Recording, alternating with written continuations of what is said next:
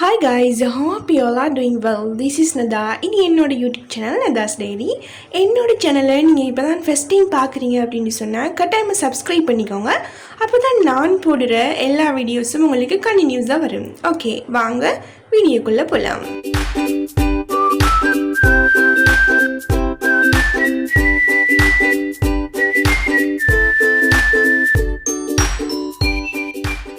இன்றைக்கி என்ன vlog அப்படின்னு சொன்னால் யூஷுவல் மாதிரி என்னோட லெக்சஸ் டே எப்படி போச்சு அப்படிங்கிறத நான் உங்களோட ஷேர் பண்ண போகிறேன். இப்படி ஒரு வீடியோ போட்டு மிச்சம் நாளாகிட்டு இல்லையா, ஒரு யூனிவர்சிட்டி vlog கொண்டு பார்த்து மிச்சம் நாளாகிட்டு அப்படிங்கிறதுனால ஓகே இன்றைக்கி போகிற ஒரு ரெண்டம் டே ஒன்று நாங்கள் கிளிக் பண்ணி போடுவோம் அப்படின்னு சொல்லிட்டு தான் இந்த வீடியோவை நான் எடுத்திருந்தேன். இன்றைக்கி வந்து பார்த்திங்க அப்படின்னு சொன்னால் எனக்கு வந்து மார்னிங் லெக்சஸ் இருந்துச்சு. ஸோ அப்படியே கணினிக்கு போய் பிரேக்ஃபாஸ்ட் டைம் எடுத்துகிட்டு அதுக்கு பிறகு அப்படியே லெக்சஸுக்குமே வந்து போயிட்டேன்.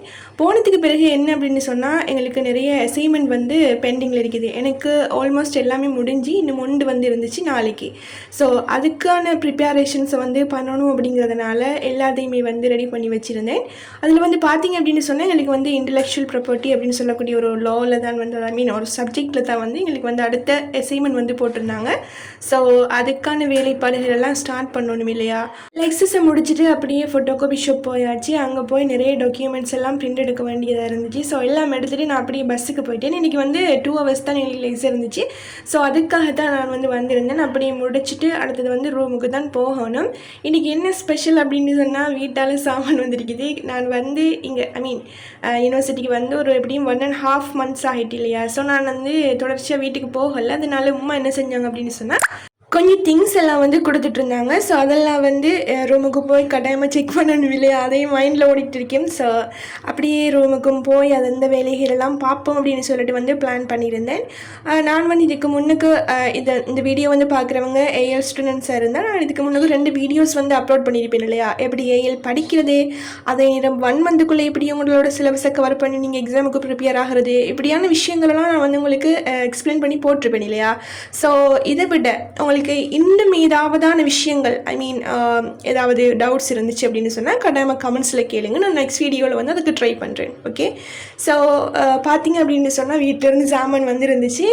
பார்த்தாலே விளங்கும் இல்லையா எப்படி பேக்கிங் அப்படின்னு சொல்லிட்டு. ஸோ உண்மையாகவே அதெல்லாம் பார்த்த ஒரு சந்தோஷம். ஏன் அப்படின்னு சொன்னால் இங்கே ஒரு சிட்டியில் இருந்து கொண்டு இங்கேருந்து சாப்பிட்டு இல்லையா, அப்போ வீட்டிலேருந்து இந்த ஊர்லேருந்து சாமான் வருது அப்படின்னு சொன்னாலே ஒரு சந்தோஷம். ஸோ எல்லாத்தையுமே ஆசையாக வந்து அம்மா பெக் பண்ணி அனுப்பியிருந்தாங்க.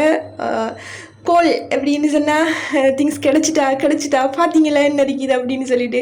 ஸோ உண்மையாகவே அதெல்லாம் ஒரு ஹாப்பியான ஒரு மூமெண்ட். நாங்கள் எவ்வளவு தான் பிரிஞ்சிருந்தாலும் எங்களோட ஃபேமிலியை அதில் இருக்கக்கூடிய அன்பு என்றைக்குமே வந்து மாறாது இல்லையா. ஸோ அதெல்லாம் நினச்சி கொண்டு உண்மையாகவே ஒரு எமோஷனலான ஒரு தருணமாக தான் இருக்கும் இப்படியான விஷயங்கள்லாம் பார்க்குற நேரம். இப்போ நாங்கள் ஹாஸ்டலில் இருக்கிற நேரம் எங்களுக்கு வந்து மோஸ்ட் ஆஃப் த டைம் பிரச்சனை வர்றது எதுக்கு அப்படின்னு சொன்னால் ஃபுட்டுக்கு தான் இல்லையா. சாப்பாடு எடுக்கிறது வந்து சில நேரங்களில் கஷ்டமாக இருக்கும். சில நேரம் அந்த சாப்பாடு எங்களுக்கு வந்து எலர்ஜி காக்கும், ஒத்துக்கொள்ளாது இல்லையா. ஸோ அதெல்லாம் தாண்டி நாங்கள் வீட்டு சாப்பாடு ஒன்று சாப்பிட்றோம் அப்படின்னு சொன்னாலே ஒரு மன நிம்மதி.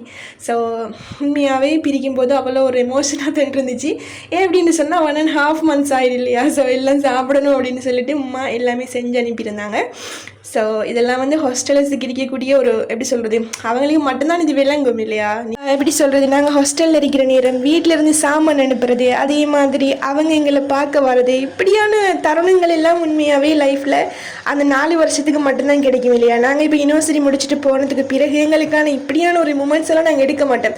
மிஞ்சி போனால் எங்களோட கோர்ஸ் வந்து 3 years இல்லை அப்படின்னு சொன்னால் 4 years அப்படி தான் எடுக்கும் இல்லையா. ஸோ எனக்குமே வந்து இன்னும் 1 year கிட்ட தான் இருக்குது. இந்த வருஷம் முடிஞ்சிச்சு அப்படின்னு சொன்னால் நெக்ஸ்ட் இயரோட நானுமே வந்து என்ன செஞ்சிருவேன், பாஸ் அவுட் ஆகிடுவேன். அப்படிங்கிறதுனால இந்த மெமோரிஸ் எல்லாம் வந்து கலெக்ட் பண்ணி வச்சிருவேன். எப்படி சொல்கிறது, யூனிவர்சிட்டிக்கு போகிறது, லெக்சர்ஸ் போகிறது, அதே மாதிரி வீட்டுக்கு போகிறதுக்காக எங்களுக்கு திங்ஸை வந்து பெக் பண்ணுறது, வீட்டிலேருந்து வர சாமான் அன்பெக் பண்ணுறது இல்லையா, வீட்டுக்கு போகும்போது சின்ன சாமான் வாங்கிட்டு போகிறது, இதெல்லாம் உண்மையாகவே அது ஒரு எமோஷன்ஸ் அப்படி தான் சொல்லலாம்.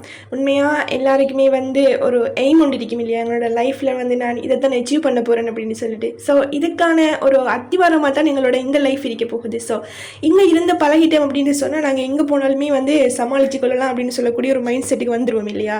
ஸோ உண்மையாகவே ஹாஸ்டல் அப்படிங்கிறது இவ்வளோ கஷ்டமாக இருந்தாலும் அதுவும் ஒரு வகையான ஒரு எப்படி சொல்கிறது ஒரு ஆனந்தம் அப்படின்னு தான் சொல்லலாம். ஸோ உங்களோட பேசியே நான் எல்லாத்தையும் அன்பெக் பண்ணி முடிச்சிட்டேன். அடுத்ததாக இதெல்லாம் பார்த்ததுக்கு பிறகு எனக்கு மைண்டில் பட்ட ஒரே ஒரு விஷயம் என்ன அப்படின்னு சொன்னால், எக்ஸாம் முடிஞ்ச உடனே பேக்கு தூக்குறோம் வீட்டை ஓடுறோம் அப்படி தான் இருந்துச்சு. ஸோ கைஸ், இன்னைக்கான vlog இவ்வளவும் தான். இன்னொரு பியூட்டிஃபுல்லான vlog-ஓட நான் உங்களை மீட் பண்ணுறேன். Thank you for supporting me.